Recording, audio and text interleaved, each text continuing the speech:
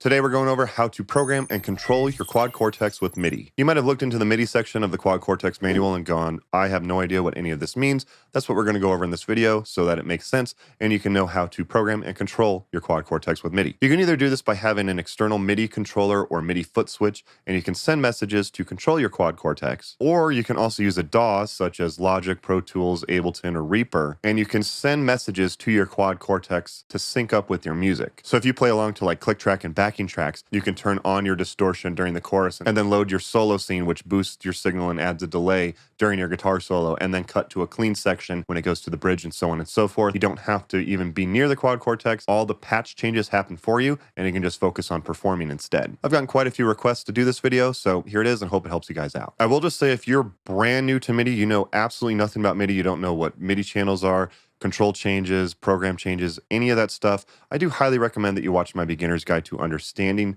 MIDI programming first. You still should be able to follow along, but if you really want to understand MIDI, I do highly recommend watching that video. And also, if you do need help setting up your Quad Cortex, I do have an in-depth video going over that as well. That's enough of the intro. Consider subscribing if you want to see more videos like this in the future, and let's figure out how to MIDI program our Quad Cortex. So first of all, I'm going to show you how to do this with a MIDI foot controller or a MIDI controller. I personally will be demoing this on the Morningstar MC8 Pro. However, I know that I'm going to get asked, like, can I do this with this controller or this MIDI controller or this MIDI controller? Pretty much any MIDI controller is going to do this. The user interface of your MIDI controller and the way you program your MIDI controller might be different, but the steps that we do and the information that we go over in this video is going to be the exact same, no matter what MIDI controller you use. So as far as getting connected, the Quad Cortex is capable of receiving MIDI messages either via USB or the 5-pin MIDI in slot. I'll show you both in this video. However, first you want to configure some of your settings to make sure that this works properly. Push the 3 dots in the upper right, scroll down till you get to settings. This might be slightly different based on the version that you're on, but on the most recent firmware, click up here where it says account, click device, and then go to the last menu, MIDI. First thing I recommend you do, where it says MIDI channel, this will be set to 1 or Omni by default. I do recommend setting this to a specific channel. If you only ever are going to control your Quad Cortex with MIDI, that's fine, but once you start controlling multiple devices, it just makes more sense just to have each device read on its own MIDI channel. So for example, I have this set to MIDI channel 6. That means that the Quad Cortex will respond to MIDI messages sent on MIDI channel 6 and ignore all the other channels. And then, are you using MIDI over USB? Do you plan to use that? If so, you need to enable that here. So I'm going to connect this to my MC8 Pro by Morningstar. This is a great MIDI foot controller, and I'm going to connect a MIDI cable from the MIDI out of the Morningstar to the MIDI in on the Quad Cortex. And now I'm ready to start programming. Okay, so the easiest thing to do first for programming is to load your different presets. So you know how you have your different presets in here. Here's some of the presets that I have saved in here, and you can scroll through some of your presets. So in order to trigger some of these, you need to send a program change. So the way that the Quad Cortex is divided up is you have patches 1, 2, 3, 4, and so on and so forth, and they all go from A to H. So it goes from 1A all the way up to 32H. So this is actually very easy to understand. The very first preset is triggered with program change 0. So if I wanted to load my YouTube demo preset, I need to send program change 0 to the Quad Cortex. If I want to load 1B, I would send program change 1. Electric Sunrise would be program change 2, and so on and so forth. And that continues on all the way down. So 1H would be 7. 2A would be program change 8, 2B would be program change 9, and so on and so forth. So for example, if I want to trigger my Deftones preset right here, if I want to trigger that, I need to send program change 4. Now remember that program changes start with 0, not 1. So this would be 0, 1, 2, 3, 4, program change 4. So I'm going to do that on the Morningstar MC8. Remember, this is not a video about programming the MC8 Pro. I have a whole separate video going over how to program this MIDI controller if you're interested in setting that up. Whatever MIDI controller you are using, it's the exact same idea. Program a foot switch to send program change 4. So I'm going to go to this first button right here, so preset A. It's nice because I can give it a name, so let's just call this Deftones. And then down here, under messages, I'm going to say, when I press a button, I want to send a program change.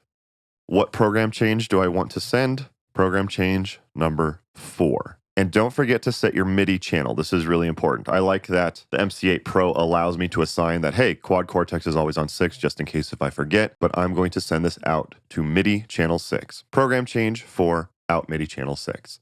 I'm going to save this preset. So now no matter what preset I'm on, when I push this button, this is going to load the Deftones preset, and you can see that it worked. Let's go ahead and do another one. Let's say I want to load my Gojira patch, which is on 2C. So what program change do I need to send in order to load 2C? I'll give you a second while I'm setting this up. Let's go over to foot switch B. I'm going to name this Gojira. When I press this button, I need to send program change. Did you figure out which one it was? It is program change 10 on MIDI channel 6. I'm going to save that. And now you can see when I push this button, it's going to load my Gojira preset. Deftones, Gojira. So I'm sending program changes in order to change it. I've actually programmed all of this so that I can load my preset when I play with the band Deathbed Confession. Here's when I play with the band Lola Black. Here's Causality, the song Causality for my original music Spiral Cell. Here's for my song Cellophane Blindfold, and so on and so forth. I've programmed all of these to send the corresponding program changes in order to load those presets. There is something cool with the Morningstar. It's able to send a command that says decrease the last sent program change and send that command. So I'm able to bank down. So I'm able to go to 2F, to E, to D, and then I can push bank up, and this will increase the last sent program change and send that command. So that's a pretty cool feature that is specific to the Morningstar. Your controller might not be able to do that, but as long as you're able to send a program change, you can load certain presets. So program changes are pretty simple. That loads your patches. The next thing we want to look at are control change messages, or CC messages. So under the manual, they have this right here. And this tells you what CC commands you need to send to the Quad Cortex in order to trigger these different types of messages. So for example, if I want to act like I pushed foot switch A, I need to send the CC 35. If I want to act like I pushed foot switch C, that's CC 37. And so on and so forth. You have stuff for loading up the tuner, setting the different modes between stomp, preset, and scene mode, and stuff like that. So the one that I want to program is I want to program like I pushed foot switch C. That is a CC number of 37. Ignore value right now. I will explain that in a minute. This is an easy way to do it. So let's go ahead and go to this preset right here. I'm going to give that a name, foot switch C. And now when I press this button, I want to send a control change message. What control change number do I need to send? That is 37. We'll ignore the value for now. I'll show you an example with that in a minute. And I'm going to send that out to the Quad Cortex MIDI channel 6. Let's go ahead and save that. And now you can see that right now I'm on the A switch. As soon as I push this button, it's going to trigger the C switch. So when I push this button on my MIDI controller, it acts like I pushed the C button on the Quad Cortex. And that is true also in gig view as well. For scenes, presets, or stomp, it doesn't matter. It will trigger the C foot switch. And actually, if I'm in stomp mode, it will turn the switch on and turn that off.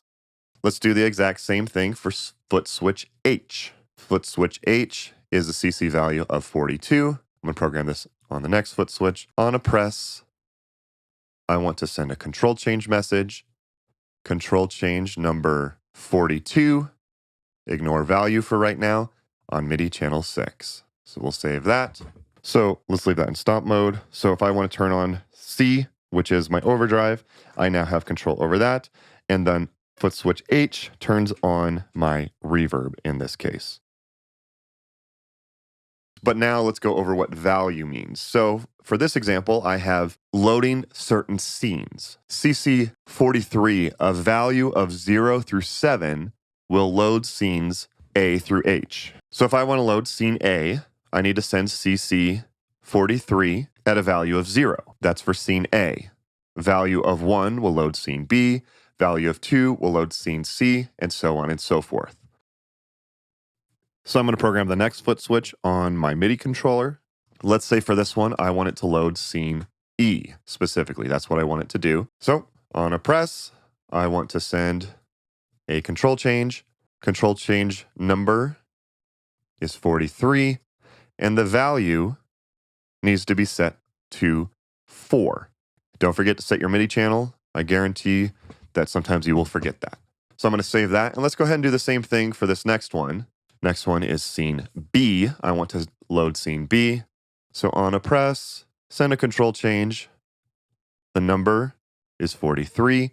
The value in this case is going to be 1 out MIDI channel 6.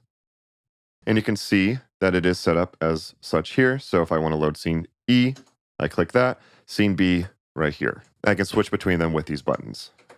So that's an example using values. For example, if you want to change modes, you could send CC47 at a value of 0 to load preset mode, value of 1 to load scene mode, and then value of 2 to load stomp mode. So that's where you would use values sometimes. Now there is one more thing worth knowing. If I want to load gig view, if I want to enable and disable gig view, I need to send CC46, and a value between 0 and 63 will turn gig view off, and a value of 64 to 127 will turn gig view on. So let's say for the next button on my MIDI controller, I want it to turn gig view on and off with one button. So when I do a press, I need to send a control change. That number is 46, right? And I'm going to send it a value of 127 in order to open gig view, right? I'm going to save that. Now you can see when I click this button, it loads gig view. But I want, when I push it again, for it to get out of gig view. How do I do that? I need to send 2 separate messages from this one button press. Well, in order to do that, you need to trigger a toggle. What a toggle is going to do, it's going to send a value of 127 when you first push it, and then you push it again, it'll send a value of 0, and it'll keep switching between sending 127 and 0, 127, 0. Every MIDI controller is going to do this differently. Here's how you do it on the Morningstar. This is actually really nice because I can actually just copy and paste this right here. I can send multiple messages with one foot switch. Most MIDI controllers allow you to do that. So I have this set up to send 2 separate commands from one button. But the second time I want to send it to send CC value of 0. Now the way that you enable toggle, at least in the Morningstar, is you have to turn on toggle mode. And then you say on the first press, I want to send a CC value of 127. And then on the second press, I want to send a value of 0. So it's going to switch between them. Turn gig view on, turn gig view off. So I'm going to save this. And now you can see when I push this button, it opens gig view and then closes out of gig view. So sometimes you are going to need to do a toggle. You can see when I'm in stomp mode, when I push this one for foot switch C, it turns it on and off, and I don't even have to worry about doing a toggle. However, for gig view, I do need to send one command to open it with a value of 127, and I need to send another value to close it, which is a value of 0. So it needs to toggle between sending a value of 127 and a value of 0. So knowing how to use toggles is definitely very important. So that's how you use an external foot switch or MIDI controller to control your Quad Cortex. Whatever MIDI controller you're using, you just have to program to send those MIDI messages to the Quad Cortex in order to control it in the way that you want. Also, FYI, there's a whole page about controlling the Quad Cortex with a looper, if that's what you're interested in as well. Using the knowledge that we went over in this video, you should understand how to read that as well now. But the really fun part comes when you use a DAW in order to send messages to turn on certain scenes or patches during your performance, so you don't have to touch the Quad Cortex and you can just focus on performing. I do this for my original music called Spiral Cell. Here's just a brief example of what I'm talking about and what we're going to be setting up.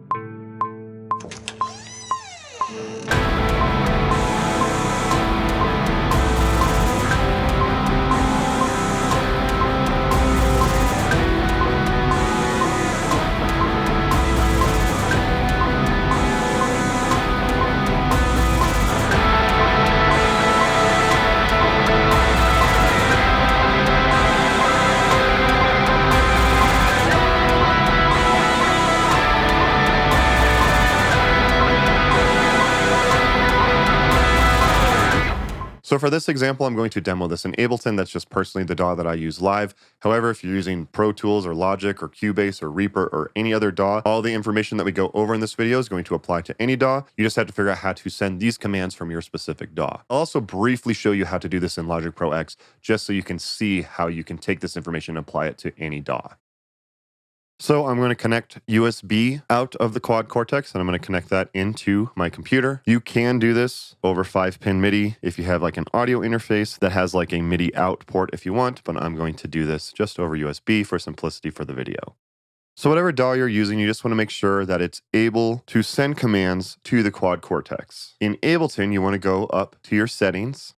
You want to go to Link, Tempo, and MIDI. And down here where it says Output Ports, you just want to make sure that Track is enabled under Quad Cortex. If you're using a different DAW, some DAWs you don't even have to do this, but at least in Ableton you do. Now with this session that I've set up just for this demo, I'm demoing this in Arrangement View. This can be done in Session View as well. It's just a little bit easier to see in Arrangement View. And I know some people have asked, what about Arrangement View? Because I mostly do stuff in Session View in my Ableton videos. Remember, if you need help setting up your backing tracks for Ableton, I have a dedicated video for that.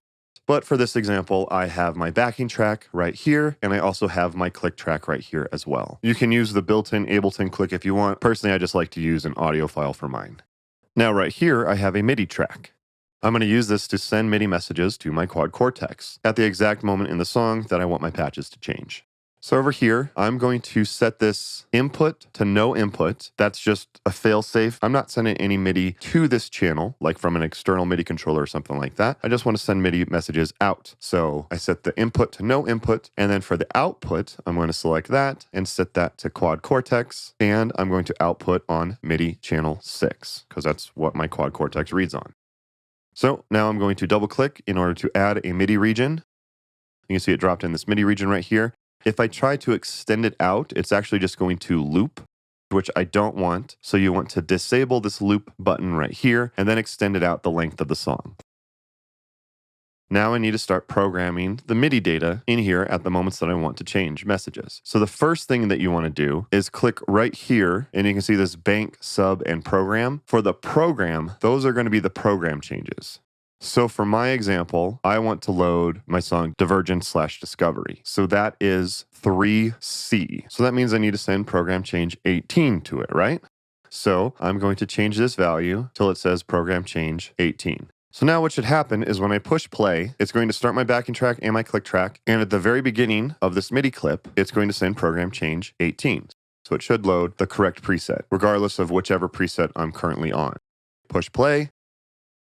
And it loads preset 3B, not 3C. Why is that? This is something you are going to run into. This happens all the time. Some MIDI sends program changes from 0 to 127. Other ones send from 1 to 128. For some reason, we can't just agree that there's a universal one. And if you look in Ableton, I literally cannot bring this program number down to 0. The lowest it goes is to 1. Even if I try to manually type in 0, it rejects it because Ableton will output program changes 1 through 128, not 0 to 127. So you do have to just add 1 to this. And now it is program change 19 that I need to send. You will run into this problem with MIDI programming, so I wanted to make sure to include it in the video. I'll pick any other patch. As soon as I push play, it will load the correct patch. So that is working.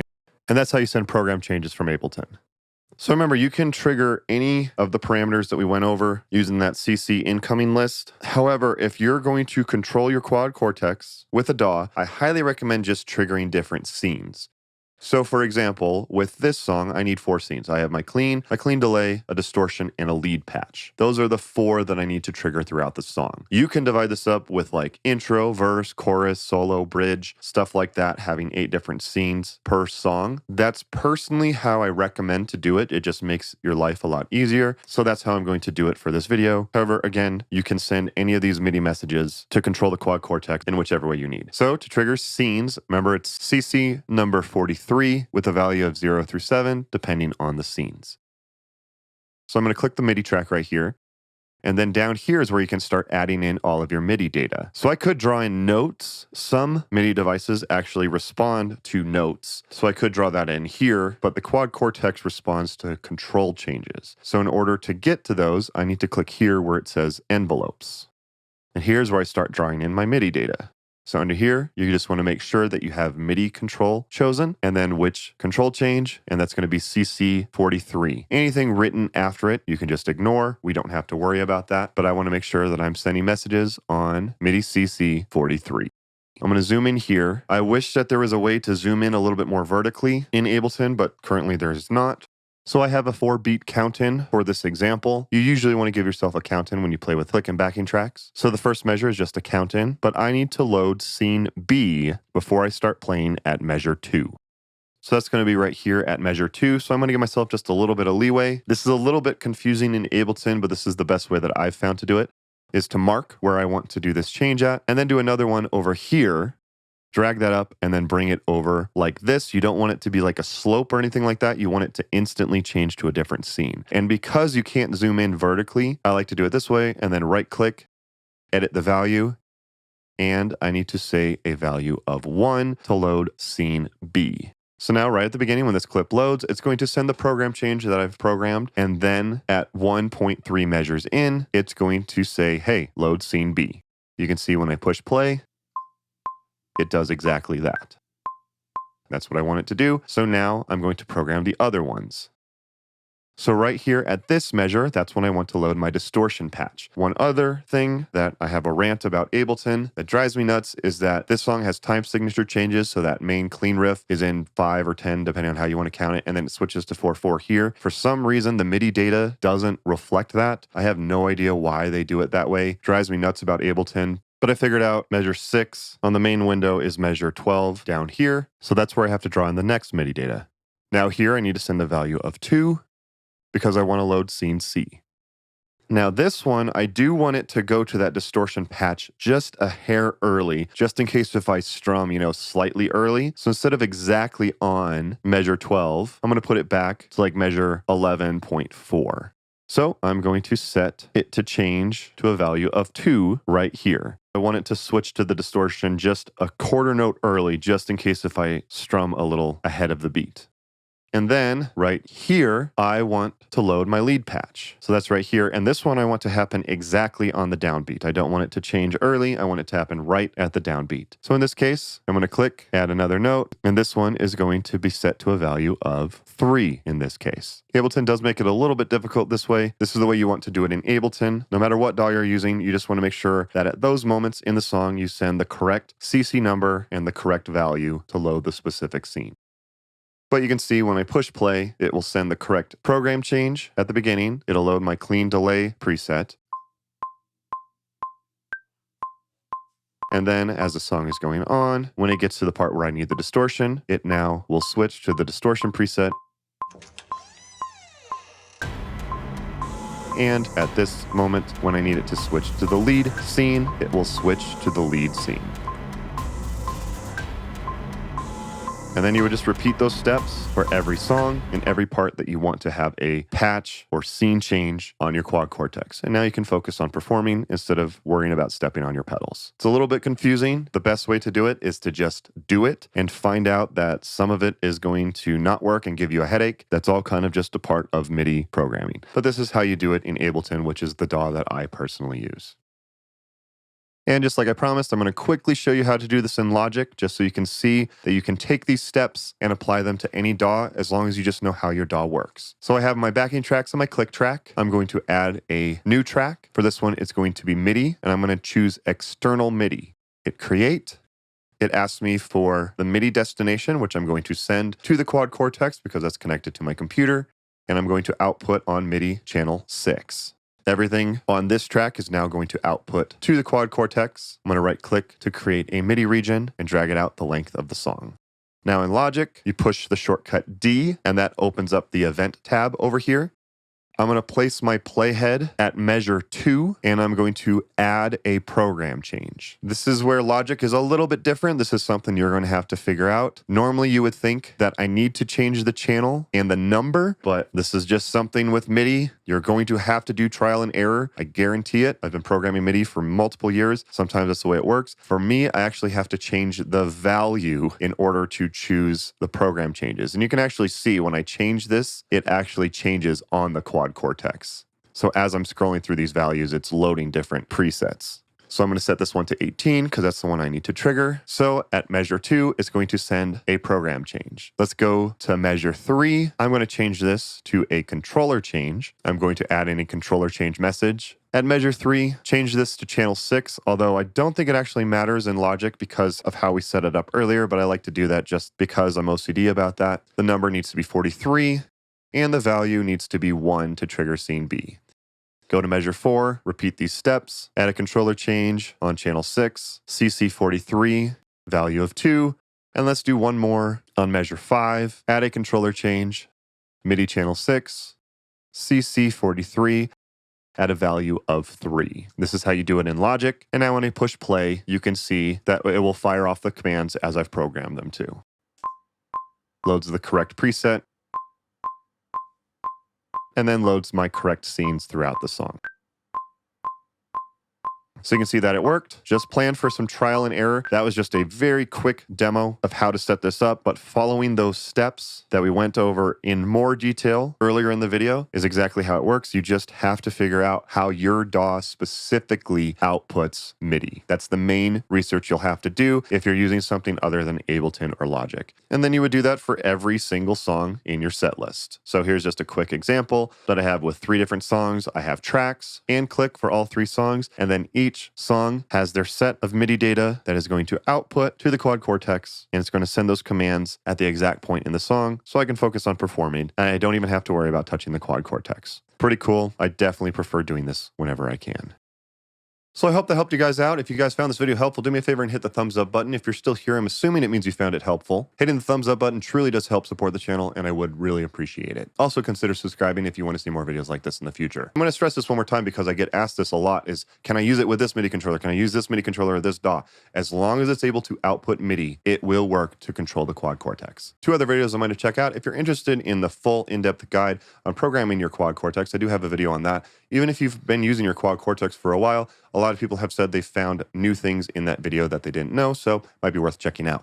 Also, if you do plan to connect multiple MIDI devices together, I reviewed the H4 by CME Pro. It's a really cool MIDI hub that you can program and get inputs and outputs, and it works really well as a MIDI Swiss Army knife. You can check out both of those videos by clicking the links on your screen now. Thank you guys again for watching. You guys were the ones who recommended this video to me, so please leave a comment down below if you have any other ideas for videos that you want me to make. Don't forget to follow me on my social media pages at Scott Yule Music. Thank you guys again for watching. Don't forget to like and subscribe, and I'll see you next time. To load the Deftones preset, it doesn't work at all. Great.